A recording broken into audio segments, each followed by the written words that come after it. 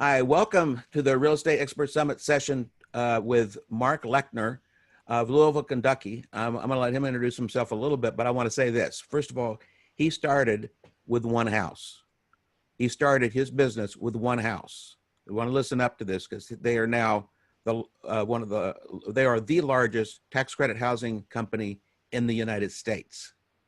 So I'm going to let him introduce himself. He's got all the statistics down, but and he's a personal friend of mine. He is an awesome guy. He's from Louisville, Kentucky. You'll be able to tell that from the accent.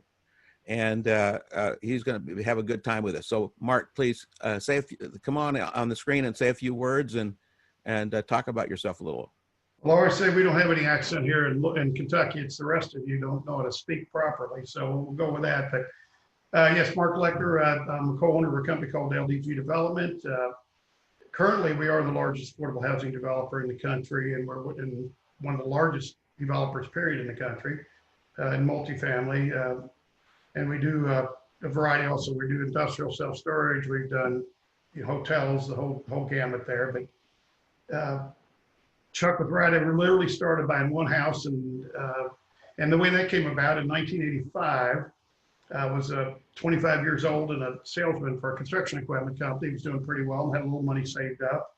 And somehow in the back of my head, my dad always said, you should get involved in real estate because that's where the money's to be made in real estate investment. So I went to a local RIA group and they had a national speaker and bought his books and tapes. And with that books and tapes, you got a couple of tickets to a national Robert Allen seminar. If anybody's read Robert Allen, he wrote the original book, Nothing Down, which is kind of the Bible of single family investing. And then I went to his it was a 4-day seminar, bought probably 5 or 6 other people's programs, books and tapes. Studied all through them. And I always say after probably a 4-day event, I probably knew 100 different ways to buy and sell homes. Which was all great until you actually do it. So I went out that following week and bought my very first house. And I actually did it with somebody I met at the RIA group, and I had him give me a blank contract and help me fill in the blanks. I said, and he wanted to do it as a realtor. And I was like, well, let me do it because even if I screw it up, I want to learn, the proper way to do it. So I did it, got the house, and probably bought 1985 to 1987, maybe 20 or 30 homes. Renovated them, rented them, did some lease options, rent them, that kind of thing. And in 1987 was the last time I had a real job. I went out and went full-time into real estate, got my real estate license, and then started doing it as a career, buying houses and mostly buying and renovating and holding, but I did sell and flip and do some lease options, that kind of thing. Actually got pretty good at the rent-to-own deals. And then built that up to, got probably maybe 100 plus properties on my own. And in 1994, in that same RIA group, Real Estate Investor Association, that actually was friends, but really got to know a gentleman there by the name of Chris Dishner, who's my current partner. So it's Lechner Dishner Group. And he'd always say, let's do a deal together. So literally called me one day. We told me about an auction. We went and bought the property at the auction. Very first deal we did in 1994. And so what are we, 26 years, we just celebrated our big 25th year anniversary. Now we're up to 110 employees. We have a huge development company, construction company, and actually an architectural company. Currently, we either own or have developed, own or under construction more than 15,000 units now. And along the way, we became members, my partner's past president of a group called Society of Exchange Counselors, which I think somebody's mentioned that in one of these Zoom meetings, but met Chuck, got to be very good friends with him. And we've also done several, I think we've done 6 hotels, quite a few self-storage deals. We've done industrial, we've got warehouse, pretty much almost the whole guy. I got retail, office warehouse, industrial, I think I mentioned that. So we've got a pretty big gamut on that kind of thing, but we do mainly specialize, of course, in our multifamily. That's why I want people to get that you did that starting with one house. You've bought It only a takes lot of houses. time. Start And you with got up to one. 100 houses. And I think Mark and you at one point had 500 houses or maybe more. Yeah, it And, was and then over you 500 at one point. and then you moved yourself into the development of affordable housing and all the other things. So let me bring on Larry Browning. Uh, Larry, are you in the house here? I am. So Larry, are you on by phone or are you on by computer? Computer. Okay, we can't see your I face. turned your video on. You turn your video on. I keep pushing start video and it will not come on. So All right. Well, um, you must have me locked out somehow. it's no problem. No problem. So why don't you, Larry, why don't you tell us a little bit about you, how you got your start in real estate investing and so people get a sense of you and what you've been able to accomplish in your business career. Sure. I was actually a realtor dealing quite a bit with farmers when I first began, and my father was in the related business to farming, and so I was working with farmers, and I was active in that arena, was the president of our local board of realtors, and I happened to attend a state board of realtors meeting, and they had something called a marketing session at that meeting. And when I went to that meeting, they had a gentleman kind of running the meeting. It was an awful meeting. An older guy was there, and I heard a commotion in the back of the room, and in walked Harry Krannert and about 5 guys from the Indiana Real Estate Exchangers. And they came in the room and listened for about 2 minutes, realized the meeting wasn't very productive. And Harry went and grabbed the mic, said, "Excuse me, I'm going to run this meeting," and took off. And I just watched in amazement what was going on. And just at the end of the time frame, I grabbed Harry, said, "Can I buy you a drink? I want to understand what you just did in equity marketing." And so that started a relationship with Harry. And shortly thereafter, I went to work in 1982 with Harry's company called Sycamore Group. He had a very active company, had about 200 employees, a lot of management folks. And I was in charge of acquisitions and dispositions, and learned the business very quickly because Harry was doing about every type of real estate you could do, and he was doing a lot of creative things. So I was kind of tossed into the water. But just prior to doing that, I was pretty similar to Mark. I went to the Miller Schaub house buying seminars, and I was buying houses, had about 7 of them. Then I did my first little strip center deal, and I made more than my 7 houses. So I just graduated into the commercial real estate side of it, and worked for Harry for 7 years through 1989. And then I formed Evergreen Investment Corporation with Steve Steffel, and we began doing acquisitions of investment property in 1989. And that's basically what I've done since. So about 42 years in the business, primarily acquiring investment real estate with partners. And can you give us a sense of the range of properties that you now own, either directly or through entities you're part of? When Steve kind of retired, my partner, Ron Bowden, moved to Indianapolis area from Portland, and we began doing acquisitions of a little bit of everything, frankly. We did value add real estate. And so we would find a transaction we felt like we could turn around, and we would acquire it. And we were in about 7 states when we were going hard and strong. Had between 2.5, 3 million square foot of real estate, all various kinds. Did very well in the office flex space side of the business and in the apartment side. And then just recently, about 3 years ago, we began disposing of a lot of our real estate because a lot of capital was chasing deals in the Indianapolis area. And frankly, people were paying unrealistic prices. And so we sold a lot of our real estate, and we began developing apartments with Mark Lechner and Chris Dishinger. So we have 3 sets of apartments we're building now in Jeffersonville, Indiana, Louisville, Kentucky, and San Antonio, Texas. So we're doing, and we did quite a bit of development of surgery centers with another partner of ours over the last 5 years. So you have a lot of experience in a lot of different industries, like Mark and his partner Chris. Uh, why don't you you all share with us your first of all? Let's start with Mark. Back to Mark. Mark, why don't you share what I don't want to use the word forecasting. I'd more like looking ahead uh, in this year, the next year, in the next few years. What is it that you are planning for, working towards, or what you have in your vision as something that's coming down the pike that you're going to have to plan around, or you want to plan around? So what would you say that we'll just call that the future? What do you think the future looks like?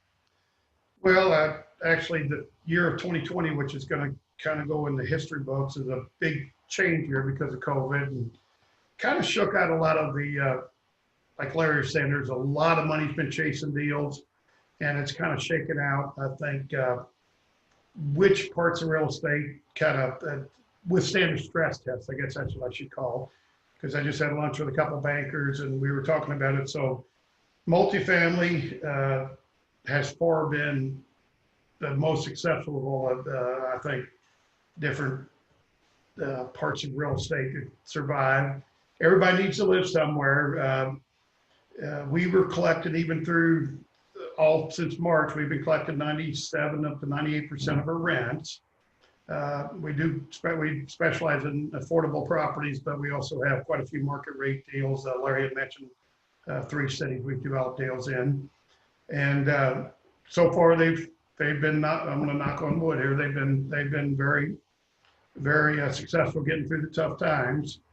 Another things that are still really hot, and in fact, the banks, what they like to lend on, they love multifamily. They love, single family investments is always a great thing too. Same as multifamily. Everybody needs a place to live. Of course, it's just a little more management intensive, having 100 scattered sites versus 100 unit apartment complex. And then industrial warehouses, if you're in the big distribution cities, has been doing really well. We've got an industrial warehouse under construction now. And while we're under construction, I think we've got a letter of intent to lease it. We've got a letter of intent for somebody wanting to purchase it, as soon as we complete it. Self-storage, I think, surviving pretty well through this. The areas right now, and of course, I think to make a comeback when everybody opens up, but restaurants, small retail, it's been a little tough. The marketing meetings, that seems the big phrase now, is called Amazon proof. If you're going to be in some kind of retail, you're going to make sure it can survive Amazon's competition. So be careful with that. Office, a lot of especially urban office has been getting hurt because because of peaceful protesting and COVID, a lot of folks don't like to go downtown offices. So there are a lot of folks, we've come to find out because of Zoom and all these kind of technology, we can work from our home offices. So I think that'll make a comeback. It may be different than it was, but to me, the best part of the real estate that I'd want to really stay in is really the residential side, just because. Now, you got to be careful not to overbuild and not to get in areas. I would go into areas where right now the really hot areas are mostly states like have no state income tax. Texas is booming. People are leaving California. People are living, Oregon. They're coming to Texas. We do a lot of development in, Austin, Dallas-Fort Worth, and San Antonio and all the major Houston. Tennessee is booming. Nashville's gotten insane. Another state with no state income tax. Florida, a lot of people are leaving the Northeast, not only because of weather, but because of the taxes and the regulations. And I think Florida's got a lot of New Yorkers and New Jerseyans have moved there in the last couple of months, but that's another really good state. Southern states, Georgia,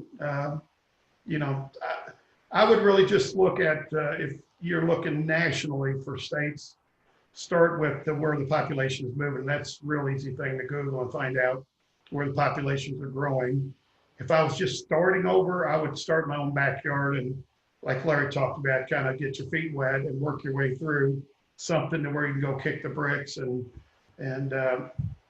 see keep an eye on your investment and manage it until you work your place up. And then I would get into groups like Chuck was talking about. You can, if you're licensed, you can get into groups like Society of Exchange Counselors or these RIA groups, get around people such as ourselves, the like-minded people, positive people, people that are, get together, and when we go through a COVID-related incidents, we got groups to where we meet via Zoom and compare what we're all going through. Did you apply for the PPP loan? Did you do this? How kind of renovate did you do on your retail, where you can share information to people that do, you know, the same things that you do. So it's also good to be around people that you can lean on if you're having an issue and learn from. So that's kind of my 2 cents. That's one of the real features, particularly of the Society of Exchange Counselors, but a number of other groups, is that it's not competition. It's cooperation and working together to figure out how to solve problems. It could be your client's problem, could be a tenant problem, could be a partnership problem, could be an investment problem, industry problem, or just problems going on in the country. Yeah. Heck, we've sat around and solved people's personal problems, so that's true. And there's a lot of groups in the country that are like that, and very useful to come to. Let's go to Larry.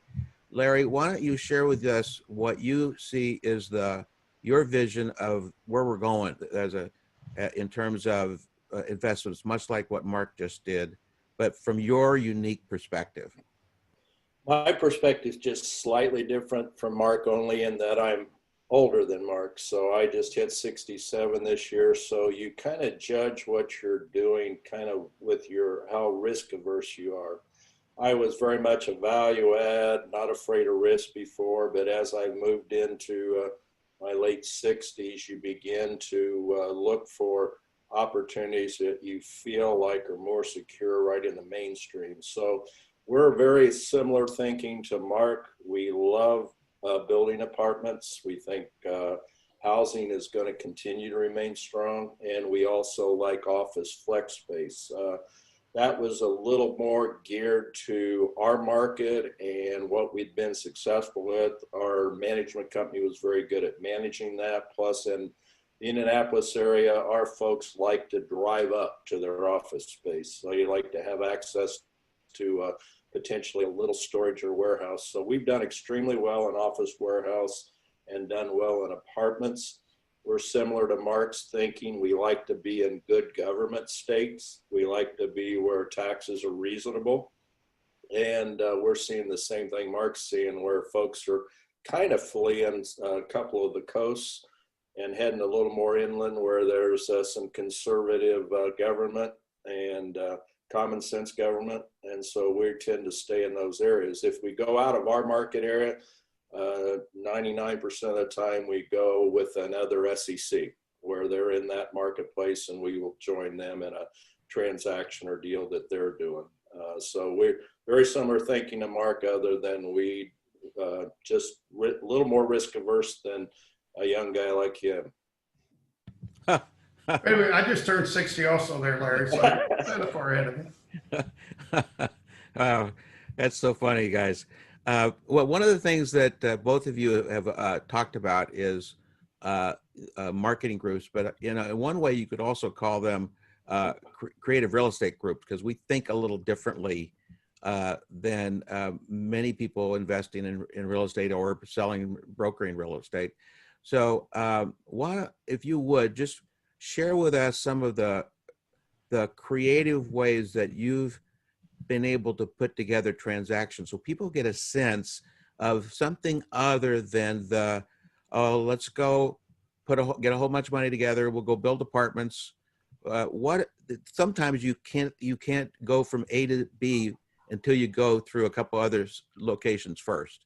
So talk a little bit about the creative kind of transactions that you've done, maybe even been forced to do to get something accomplished. Mark, you first. Me first. 2 things. One, of course, you work your way, and like Claire said, you get various stages of your investment career, and he hits the nail on the head, though. You do, when you're young, you get more aggressive, and you want to get involved and maybe take a little more risk. As you get older, you start becoming risk averse. These equity marketing groups, two things have been great for our company. A, it's the relationships that you build.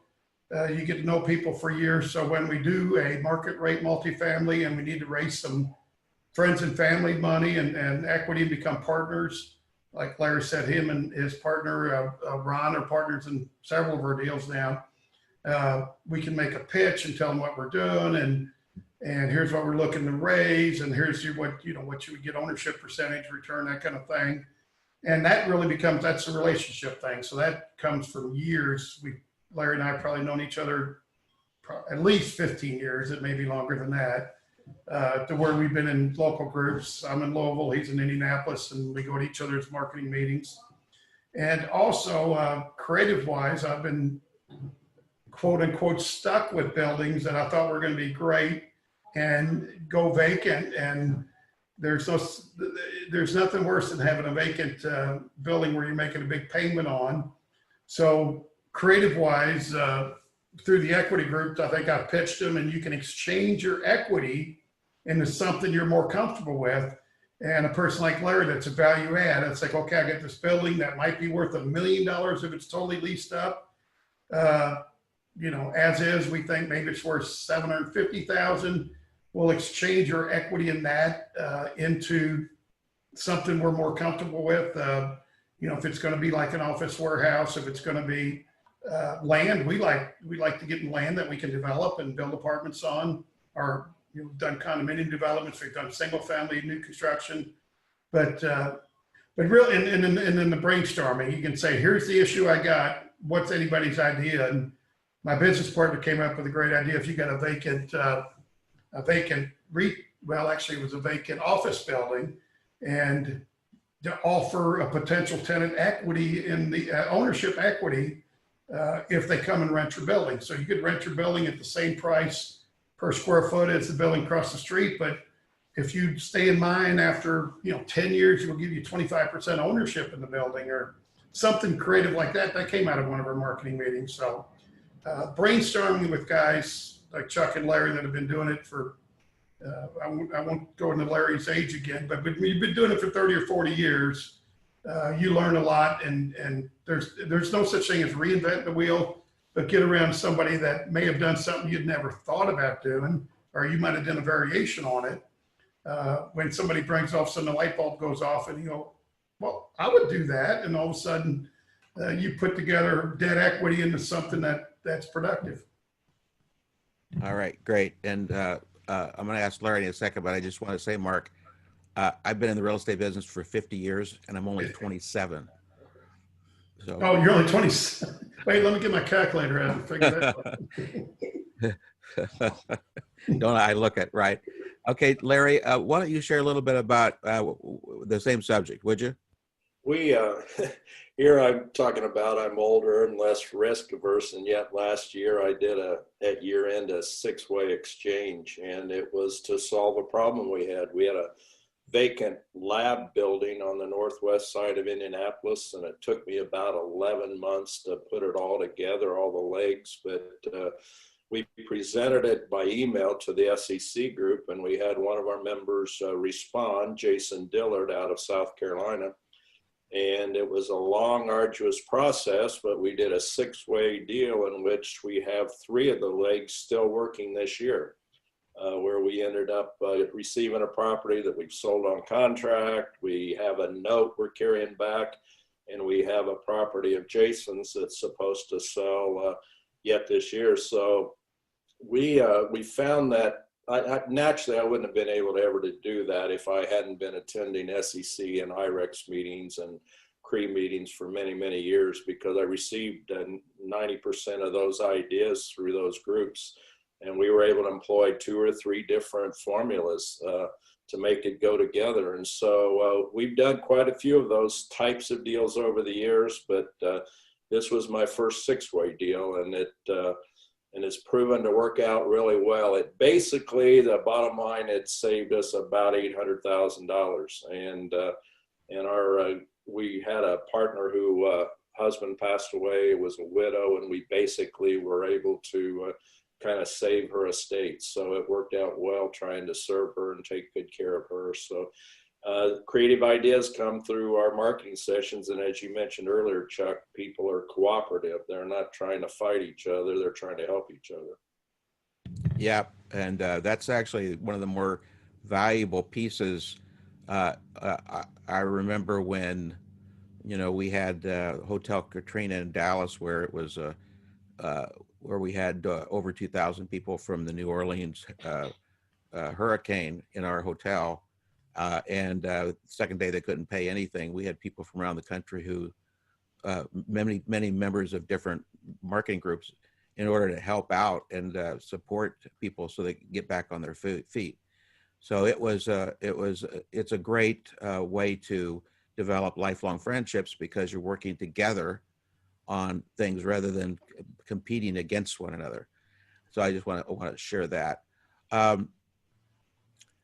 Let's see. So if, what would you do? Saying it a little different, Mark addressed this a little bit. What would you do in today's market if you were just getting into real estate and wanted to build your estate over the long term? Where would you start today? Okay, it depends where you're starting from and what kind of money you have and what kind of net worth and what kind of risk you have. But to me, when you start, especially for younger people, well, I guess anybody's starting out. Let's say you have your job and you're making $50,000 a year and you say, I want to build a net worth in an estate. I would start out by doing single families.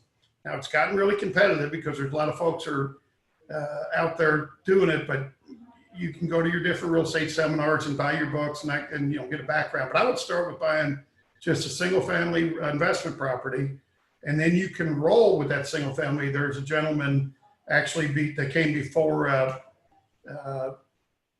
Nick. What was that guy? His name escapes me now, but he came before Robert Allen, and he started with a single family. He traded that into like a duplex. He traded that into a fourplex, and kept trading. And eventually, I think he ended up with half ownership in a high-rise office building in San Francisco. So he started out with a single-family home investment property and ended up owning a huge office tower in downtown San Francisco. So probably the easiest way to start out and would be single-family. Now, I would do my homework. I would do my research. I would join a local real estate investment group, like Larry, and I were mentioning. Get some background. I had one gentleman when he first got started, and he tried to really get a feel for the values. Of course, now with Zillow and everything else, you can go in the computer and pretty much see a value. But he went and looked at 100 different investment homes before he made his first offer. And he made his first offer, and once he bought a home, and last time I talked to him, I think he had several hundred homes now, and he stayed in the single family realm, which can be very profitable. It's just, learn to manage or bring in a very good management company and really calculate what your time is worth, what you can do with your time. And once you get to the point, you should go third-party management and specialize in, buying and flipping. And if you want to buy and renovate, if you want to hold, or then get into groups and then turn that single-family portfolio into maybe a multifamily. Maybe you go into, like Larry's talking about, an office warehouse. Just kind of really get your feet wet and learn from other people. One way or the other, we always talk about you're going to have a seminar. You're going to learn it the hard way, which may be buying a property and losing your behind. And that was a seminar. Or you could pay to go to a seminar or buy somebody's system or something and learn it that way, and then go out and apply it. Because one way you're going to pay for it. But I guess my advice, if you're just starting and you're starting from scratch, I would start probably with a single family investment, because that's the lowest level of, to get into. Okay, awesome. Larry? I started the same way as Mark, buying a house. And I think what buying a house does for you, it kind of gets you over that first hump of making a deal and not being afraid to make a deal, and it still be at a size that you can potentially handle. I think my first deal was about a $35,000 house. And once you get over that hump of not being afraid to take risk, I mentor quite a few young guys around our market area, and what I usually recommend they do is try to find a good, solid broker in their area that they can go work for under them and do leasing. I'm a big believer that if you can control tenants, it's amazing what it'll lead to as deal activity. So if you build a relationship with a Family Dollar and you begin securing sites for them for that brokerage operations, you may be the future Family Dollar developer that starts building for them. So I believe kind of the young guy starting out new, if they can tie into somebody that has some experience and it's a real strong brokerage operation, go work for them and learn how to lease and find tenants and see if you can control tenants and build relationship through tenants. When I first started going to SEC meetings, January 1983, the other thing I did was observe. I literally sat in the room and watched how the various people operated. I asked a lot of questions. Every SEC meeting, I asked one of the SECs to go to lunch with me. And I would ask a Jim Keller or a Hunter Quistgaard or Bob Steele, tell me how you do your business, what you do in your marketplace, what's been your most successful deals and why. And I just really learned from the pros. And all of them had typically a different way or system they approach the marketplace, but I learned from them, and then I took what I could from their teaching and brought it back to my marketplace, anything that really fit what we did. So learn from those pros, do some leasing if you can, and get over that risk issue by buying yourself a house, a rental house. That's awesome, Larry. I do want to pass along a couple things. One, on that, if I were starting over today, I do one of the things I actually did do, but didn't do on purpose, and that is I would get knowledgeable about building or remodeling, and I've built a large number of properties and remodeled a large number of properties around the country over the last 50 years, and knowing how to remodel and keep the costs down, and how to remodel well, it has been something I've used over and over again. So but you'll find whatever you learn, you'll be able to use over and over again. Now, I would say that you mentioned Jason Dillard a second ago out of South Carolina, and I asked that question of Jason a few years ago, and he's surprised. And Jason is very successful. He started started as a wholesaler of houses, and then again moved through houses, and they still has a division that does houses, but he also buys apartments, mobile home parks. He invests in deals. He has built a whole bunch of new houses in order to keep his pipeline, you could call it, going. But I asked him that question: what would you do if you had to start all over again? And he said, I'd go back into wholesaling. And the reason I do that is because I don't have to have much money to get started. I don't have to actually close on a property, and I can just use my efforts and my contacts and go out and talk to people, and I could begin to make a living right away. So so you can see there's not one way to do that. There's not one approach that's going to be what is the right way to go. There's a lot of ways to go, and you want to look and see what will work for you in your market with your skills and your aptitude. What is it you want to do, or how much risk do you want to take, or et cetera. So I'd say that that would be where anybody should be looking. So I want to thank Mark. I want to thank you and Larry for coming on the Real Estate Expert Summit. You guys are really in the field doing what a lot of people want to be doing, and you both do it very well. And both of you learned as you went, but you took a lot of educational programs and hung around people that knew what they were doing. So thank you guys for being here. Thank you, Chuck. reiterate one more thing. So I would keep my job while I'm starting until you can, whatever you're wholesaling, flipping, buying, investing, whatever, when you make enough income in that to replace the income you're making in your job. So I wouldn't just quit my job and go out there and just try to flip a house until, maybe I flip 10 or 20 of them while I still worked in my job. So Yeah. Don't jump out of an airplane, there you go. without a chute. Thank you. All right. Amen. So I would say a couple things here before the next session. So number one, if you are interested in your license, because almost all these groups require you be licensed for confidentiality's sake. If you want to send me an email, I will get you in touch with a group near your area if I can. And that my email is chuck@creativerealestatenetwork.com. So that's all one word, chuck@creativerealestatenetwork.com. And I'll try to get you in contact with a group in the area that you're in. The second thing I want to talk about is the next speaker that's coming up right after this session, and that speaker is me.